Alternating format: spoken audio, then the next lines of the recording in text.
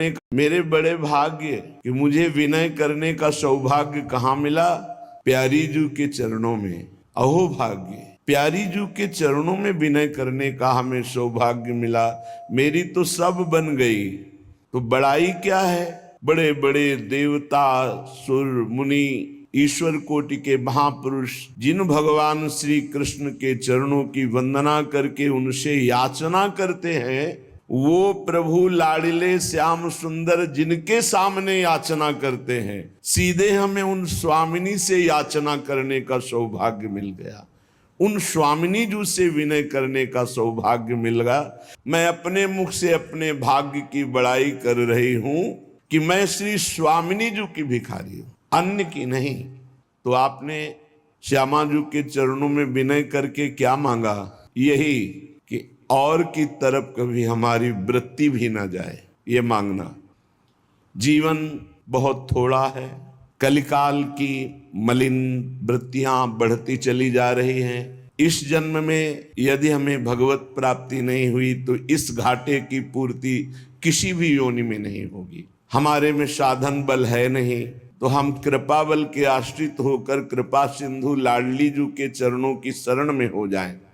श्रीपाद प्रबोधानंद जी महाराज कह रहे हैं, जो अपने अंग कांति से, सौंदर्य शोभा से जितनी ब्रज युवतियां हैं उन सब के मान का मर्दन किए हुए है। ब्रजनो तरुणी कदम्ब मुकुटमणि श्यामा जू बनी। जितनी ब्रज युवतियां उनमें मुकुटमणि हमारी श्री श्यामा जू हैं।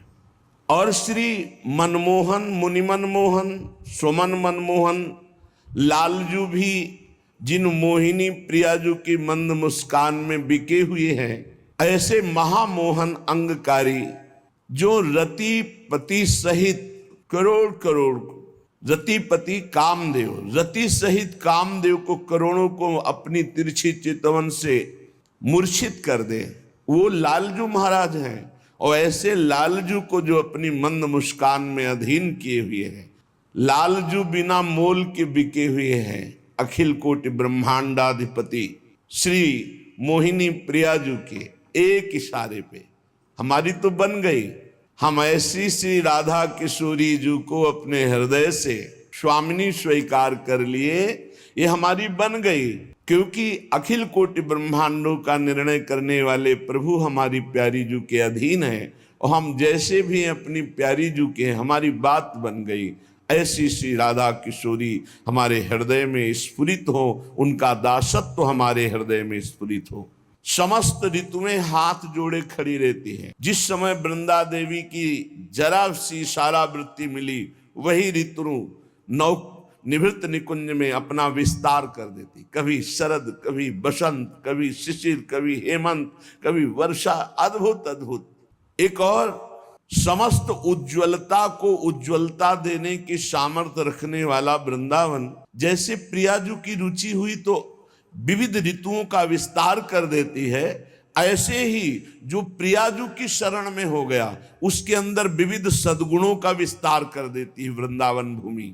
जो प्रियालाल को रिझाने वाले सद्गुण हैं वो वृंदावन प्रदान करता है, वृंदावन की रजरानी प्रदान करती है। उज्ज्वलतम महाप्रेममय। उद्देश्य और रुचि जब तक नहीं मिलती तब तक आनंद का अनुभव नहीं होता।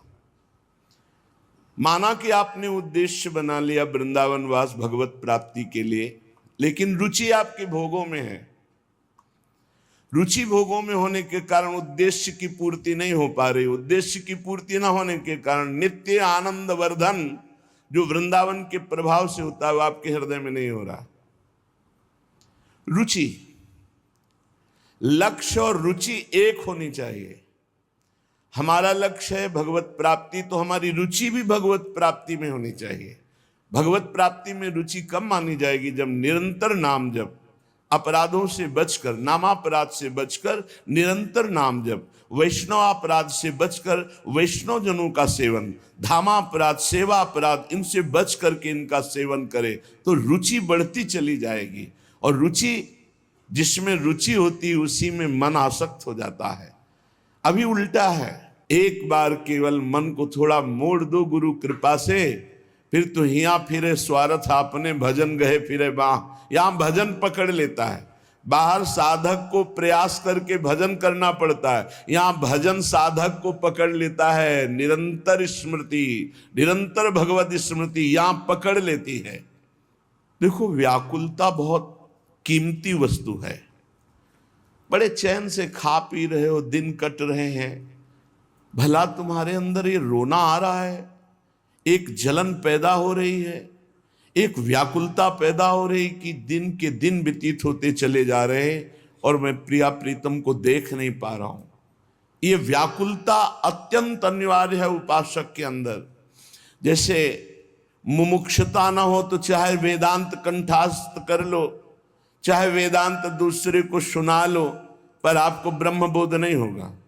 मुमुक्षुता, जितनी तीव्रतम मुमुक्षुता उतने ही शीघ्र ब्रह्मबोध। ऐसी जितनी व्याकुलता, जैसे भूरी सखी की हर पद में देखो रो रही, हर पद में व्याकुल हो रही। नाप के देखो अपने हृदय में थर्मामीटर डालो, व्याकुलता कहाँ है? भोगों की, धन की, मान की, जीने की, नाना प्रकार की विलासिता की, श्याम सुंदर प्रियाजू से मिलने के लिए व्याकुलता। भगवान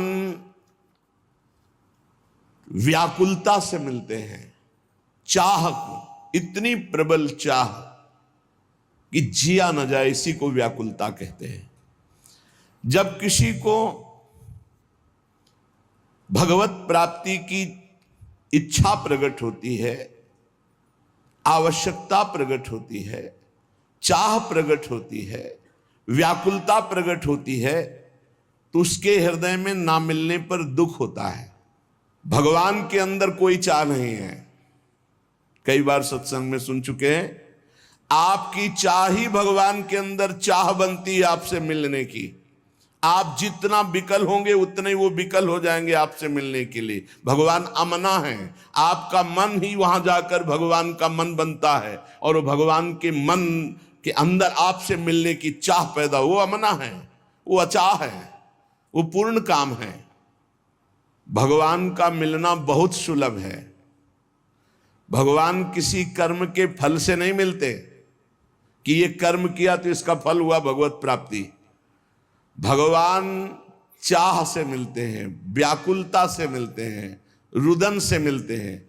ये सारे कर्म इसलिए कहे जाते हैं कि तुमसे पाप कर्म ना बने, और जब पवित्र हृदय होगा तो भगवत प्राप्ति के मिलन की चाह प्रकट हो जाएगी, रोना आ जाएगा। भगवान मिलते हैं रुदन से, चाह से, व्याकुलता से, लालसा से। संसार के जितने भोग पदार्थ, अवस्था, स्थितियां, प्राणी, ये सब कर्म से मिलते हैं। जैसा आप कर्म करोगे वैसा पदार्थ मिलेगा, वैसे व्यक्ति का संयोग मिलेगा, वैसे ही सुविधा मिलेगी, वैसे ही असुविधा मिलेगी, वैसे ही आपको तिरस्कार, अपमान, जैसा कर्म करोगे। लेकिन भगवत प्राप्ति कर्म का फल नहीं है। धन की चाह, मन की चाह, मान की चाह, अधिकार की चाह, सब कर रहे हैं। मन की चाह, ये मिल जाए, वो मिल जाए। मिल रहा है क्या? मिलेगा उन्हीं को जो वैसे सुकृत वाले कर्म किए हैं। रात दिन सब चाह में ही फंसे हुए हैं, परंतु सबकी चाह नहीं पूर्ति होती। संसार की चाह से निराश होकर भगवान की चाह मात्र करने से भगवान की प्राप्ति हो जाती है। भगवान के मिलने के लिए, चाहे वो चांडाल हो, चाहे स्त्री हो, चाहे पुरुष हो, विद्वान हो, मूर्ख हो, भगवान ये नहीं देखते कि ये कौन है। बहुत सुंदर बात है। और भगवान ये नहीं देखते कि आज के पीछे इसका इतिहास कैसा रहा है, घोर पापी, निकृष्ट स्वभाव वाला या बड़ा पुण्यात्मा, संयमी, ये भगवान नहीं देखते। भगवान देखते हैं अपने से अपनापन। कितना आपका संबंध है भगवान से, आप भगवान को कितना प्यार करते हैं, क्या मानते हैं अपना, कितनी चाह है भगवान के प्रति। अगर चाह नहीं, संबंध नहीं, तो फिर कैसे आपको भगवान मिल जाए। कसौटी है, देवर्षि नारद जी ने कहा, तद विस्मरणेन परम व्याकुलतेति। प्रभु का जो थोड़ा भी विस्मरण हो जाए तो परम व्याकुलता पैदा हो जाए। कैसी व्याकुलता, धिक्कार पैदा हो जाए अपने अंदर, कैसे मैं प्रभु को भूल गया। यदि आप भगवत प्रेम चाहते हैं, भगवान का भजन चाहते हैं, भगवान से मिलना चाहते हैं, तो इसके लिए एक ही बात है, छटपटाहट, व्याकुलता आपके मन में होनी चाहिए। अगर नहीं होती है, आप भगवान को नहीं चाहते हैं, भगवान के लिए रुदन हृदय से नहीं करते हैं, तो सीधी बात है आपको भगवान नहीं मिलेंगे।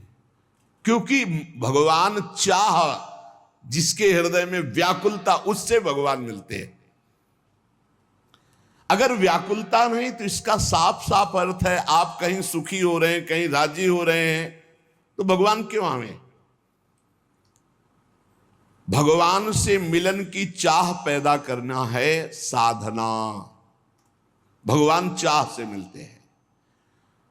भगवान के मिलने की एक ही मात्र उपाय वृत्ति है व्याकुलता, रुदन, लालसा इतनी प्रबल अब जिया ना जाए। प्रेम की चाह, भगवान के मिलन की चाह जब तीव्रतर से तीव्रतम अनन्य हो जाएगी, जहां दूसरी चाह नहीं, जहां दूसरी किसी व्यक्ति से प्रियता नहीं, सारा संसार उसके लिए शून्य में दिखाई दे रहा है, एकमात्र भगवान। बस भगवान की प्राप्ति की यही शुभ वेला है। बहुत बड़ी बात, कबहु कछु जाहि न चाहे।